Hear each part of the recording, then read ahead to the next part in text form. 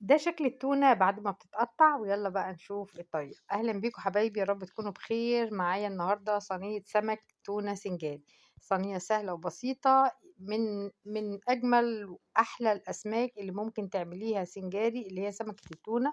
دي سمكة التونة مش البلاميطة، دي حجمها صغير، هي كانت وقتها كده يعني، فهي الحجم ده صغير.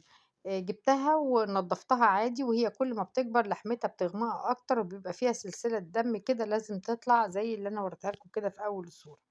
هنا بتجيبيها وبتغسليها وبتنقعيها بمَيّة وملح شوية كده، وبعد كده بتصفّيها وبتبقى بالمنظر الأبيض اللي أنتم شايفينه زي الفل، والسمكة تكون صابحة وتَكّي عليها بتكون جامدة.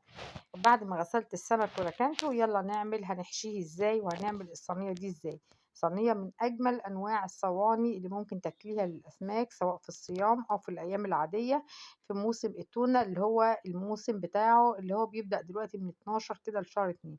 معايا بصل حلقات، ومعايا توم وملح وفلفل وكمون وفلفل أخضر وليمون وكزبرة وكرفس وطماطم، كل الحاجات دي تشتغل معاكِ في الحشوة بتاعة التونة. أنا بافتح من تحت كده من عند السلسلة، باكمّل فتحها وباقطع الراس زي ما أنتم شايفين كده من النُص، باخلّيها مفتوحة. نجيب بقى الكبة، هاقطّع طماطمتين 3، وبيبقى حسب الكمية، دول كانوا 2 كيلو تونة، حجمها صغير تقريبًا الكيلو حوالي 3 كده، وحطيت طماطمتين وعليهم قرن شطة وقرنين فلفل أخضر وممكن فلفل ألوان، تحطي التتبيلة اللي بتحطيها. عندِك كرفس يا ريت كمان بيستحب، عندِك كزبرة حطي، عندِك بقدونس حطي، بس هو الكرفس وبعده الكزبرة، وآخر حاجة البقدونس، يعني الأولويات يعني في السمك. حطيت هنا 3، 4 ليمونات قطعتهم زي ما هُم كده، وحتة بصلة مش كبيرة، نُص بصلاية كده، طبعًا إحنا عارفين البصل ب40 جنيه مش هينفع نحط كتير. ضربت الخلطة تقطيع مش رفيّع ومش تخين، متوسط كده. حطيت عليها ملح وكمون، وحطيت عليها شوية شطة كمان، وحطيت عليها كزبرة. تبّلي بالتتبيلة اللي أنتِ عايزاها، خلاص. وهاقلّب كل الخلطة دي، والخلطة دي أعصر عليها كمان ليمونتين غير الليمون اللي ضربته عشان تبقى طعمها حلو. معايا 3، 4 بصلات، البص ط 3، 4 طماطمات، بطاطسات قشّرتهم ونقعاهم بمَيّة كده، وهابدأ أفردهم في الصينية زي ما أنتم شايفين. منقوعين، مغسولين طبعًا ومنقوعين في مَيّة عشان ما تسمرش لحد ما أبدأ في الشغل. كمية البطاطس براحتك خالص، هاحط عليهم كمان 3، 4 طماطمات برضه، دي كميات يعني النسب بتاعتِك، ما باحددش حاجة.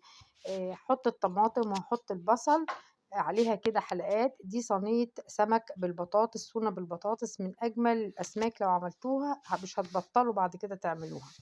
جبت الطماطم والمَيّة بتاعتها وكل حاجة زي ما هي حطيتها كده، وهاحط بقى التونة هافردها زي عليها كده يعني، وارمي بقى أنتِ صينيتِك تاخد قد إيه وتحطي قد إيه. شايفين لحمها أبيض ونضيفة وما فيهاش زفارة ولا أي حاجة.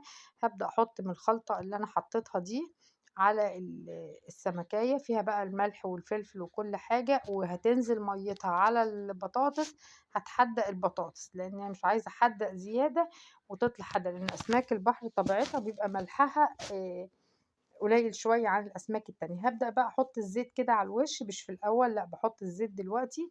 السمكة دي سمينة وبتنزّل مَيّة كتير وبتنزّل سوايل كتير، خلاص، لإني هاحط زيت تاني أول ما تطلع من الفرن. أنا باحب ليمون كتير في السمك، بدأت أعصر برضه ليمون تاني عشان يدّي مزازة. وهابدأ بقى أحطها في الفرن يكون سخن، وباحطها باشغّل تحت وباشغّل فوق لو الاتنين شغالين مع بعض. مش شغالين مع بعض باشغّل تحت لحد ما تبدأ تستوى، وبعد كده باحطها في فرن سخن فوق وتحت، وباطلّع باشوفها اختبرها كده ألاقيها استوت تمام، يبقى كده تمام، لونها بيحمر، بارُش عليها رشة زيت وعصرة ليمونة وبالهنا والشفا.